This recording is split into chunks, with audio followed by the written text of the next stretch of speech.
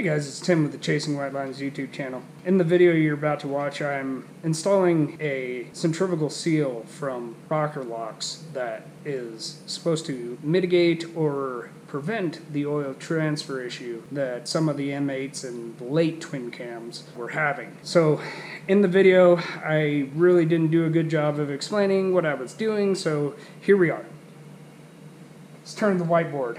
This is not the oil sumping issue. This is not cam chest related. This is purely primary and transmission. So what happens is the main shaft on your transmission is hollow.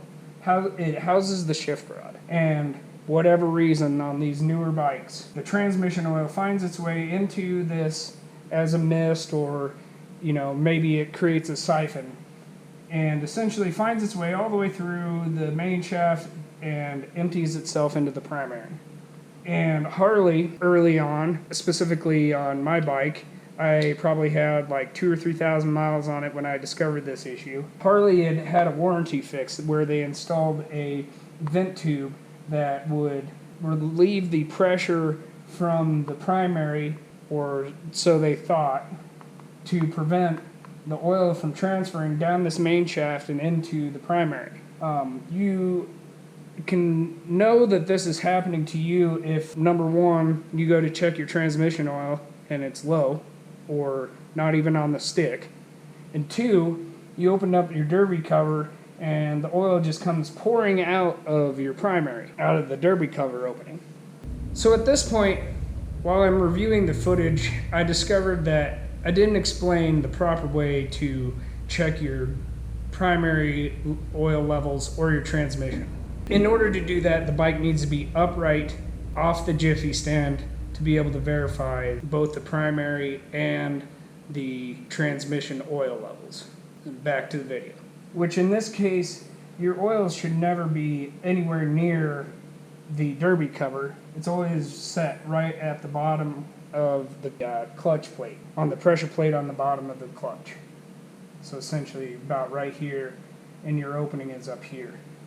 If you find this, it's obviously happening. I did some research and I found the old boy at Rocker Lock came up with a solution to this problem, which at this point I was ready to try anything because I love my motorcycle and I want it to run forever. He has designed a brass bushing that fits within this main shaft tube that acts as a ramp and a seal that prevents the oil from wicking or transferring from the transmission to the primary.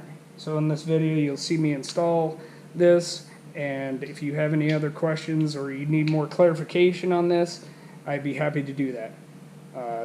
Hope you guys enjoy the video. Thanks. It's Tim here. So I just got done doing a service and an install kit for the oil transfer issue on the M8s. Like I say in one of the clips here, I do in fact have the primary vent tube kit that's installed here per warranty, and my bike has 59,321 on it. So hope you guys enjoy the video. Make sure to comment and ask any questions or whatever. I'll be glad to answer that. But thanks to Steve Jones over at Rocker Lockers for making that kit, and so begins the test, and we'll see if it works.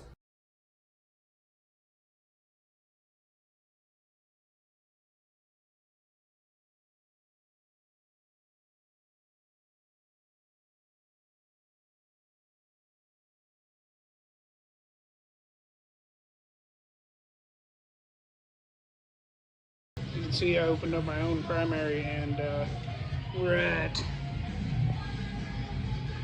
12, almost a little over 12 ounces coming out of the primary.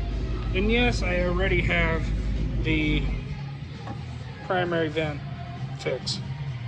Yeah, so this is an 18-ounce funnel, and we are brim full. And I had used my suction tool to take out the remaining amount of oil out of the primary, and I'm guessing there's probably a little bit more. We are installing the rocker lock centrifugal oil stopper to try and prevent the transfer even further. So all it was is just simple, so strip everything off, and then now we're here and pull our shift rod out, and we will continue on to installing this bushing here down into the shaft, and then we'll be installing this as an oil slinger to go onto the rod on the end of it. I'll be right back. So according to the instructions, you take a 5/16 bolt, get it into the end of the shaft, then use this tool here, and I've marked a line on it that's 3/4 of an inch deeper. As it says, to use the installation tool to run an insert an additional 1/2 to 3/4 or so, and that's what he feels best. So that's where that's set, and we will continue by setting the depth on that and get right back to you on this.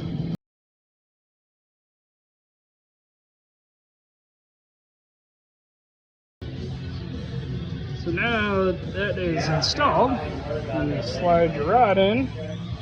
The rod fits a little bit tighter in there, and that's all the way in. The next step is to drive this oil slinger down a little bit deeper.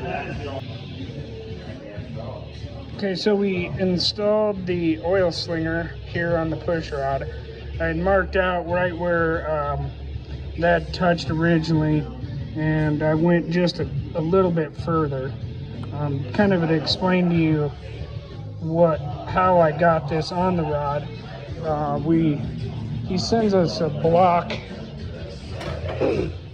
with the kit, which, oh, I see it over here.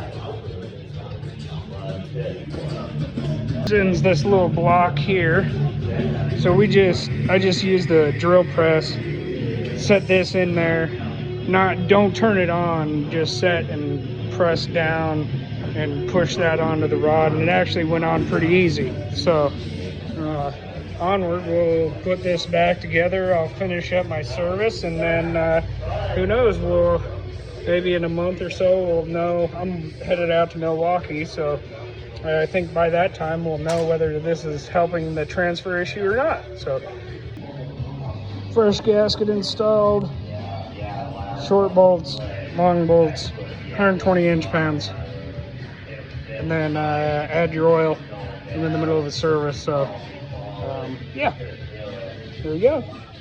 Hopefully it works. So we're back from Milwaukee, and we are officially at 2,374 miles since the install on the rocker locks kit, and the bike has a total of 61,698. I have my bike propped up on a 2x4, and we're going to come around here and we're going to double check the oil level here. So I've loosened this up already. Essentially what you want to do is you want to loosen it, pull it out, give it a wipe, and then reinsert your dipstick until the O-ring touches, and you pull it out. The oil level is at the full mark and has not budged since after 2,300 miles. So it looks like so far so good. I believe it is working at this point. I will keep you guys updated as I progress in my mileage and see if it works. I'll put the link for Steve's fix in the description of this video. Thanks.